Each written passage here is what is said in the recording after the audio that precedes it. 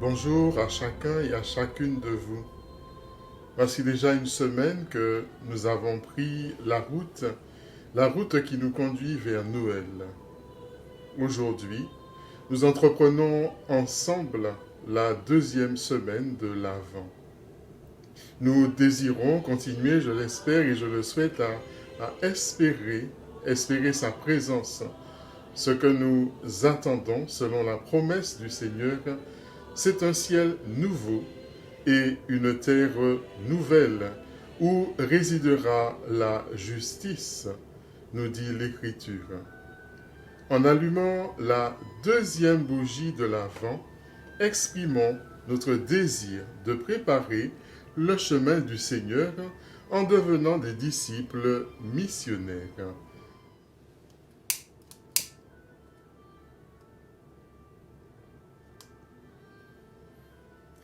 En ce deuxième dimanche de l'Avent, nous sommes appelés à préparer le chemin du Seigneur. Pour ce faire, nous méditons ensemble l'évangile de Marc au chapitre 1er et des versets 1 à 8. Un texte qui débute avec un commencement de l'évangile de Jésus-Christ, Fils de Dieu. Pendant l'année du cycle B du lectionnaire dominical, nous lisons l'évangile de Marc et en ce deuxième dimanche de l'Avent, nous retrouvons son commencement. En effet, mais c'est plus que le début d'un texte, c'est Jésus lui-même en personne qui vient prendre corps en cette humanité pour pouvoir guérir l'humanité, pour pouvoir sauver cette humanité et l'ouvrir à cette vie véritable. Et à la mise en scène du récit d'aujourd'hui, nous sommes conduits au désert. Au désert où le prophète Jean appelle la foule à un baptême de conversion. L'Évangile dit à son sujet un passage du livre d'Isaïe.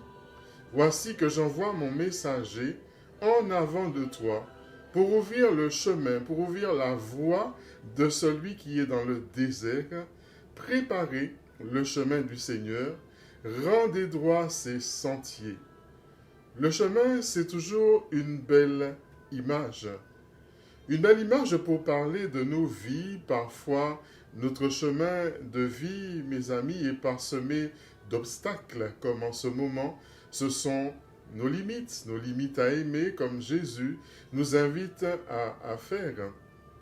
Nous prenons alors conscience de notre péché. Notre chemin de vie est parfois tortueux lorsque nous nous éloignons peut-être des points de repère de l'Évangile. Et enfin, notre chemin de vie a l'occasion peut-être dans un carrefour, une croisée de chemin, c'est-à-dire des lieux de choix, des lieux de discernement.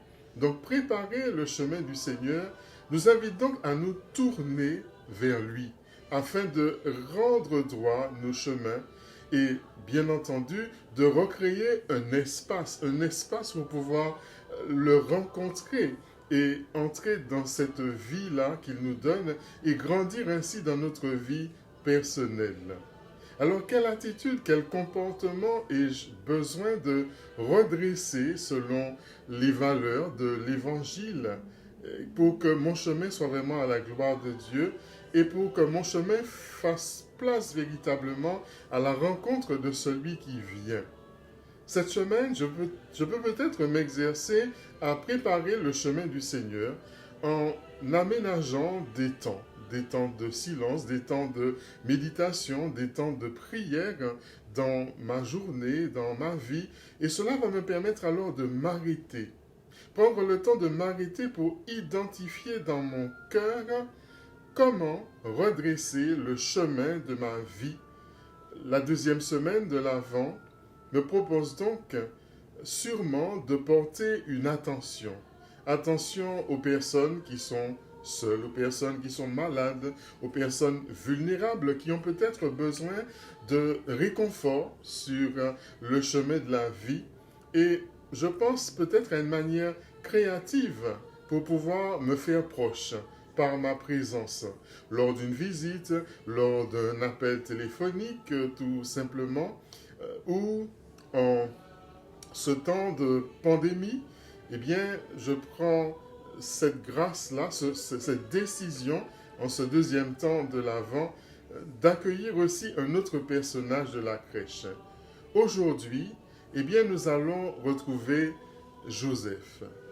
Joseph, qui est souvent présenté avec un bâton à la main, c'est le pèlerin. Le pèlerin du chemin, sa route de vie l'a conduit à Marie, sa fiancée, puis ensemble ils ont accepté de marcher sur un chemin les conduisant à Bethléem.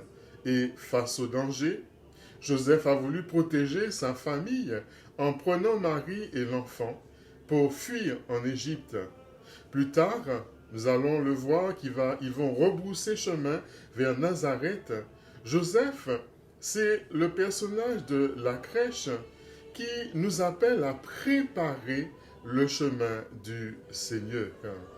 Oui, sœurs et frères, rendons grâce à Dieu.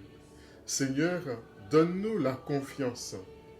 Cette confiance dont nous avons besoin pour pouvoir oser changer nos cœurs et véritablement nous préparer à t'accueillir sur mon chemin où déjà tu m'accompagnes et pour lequel tu viens redresser ma route dans la confiance.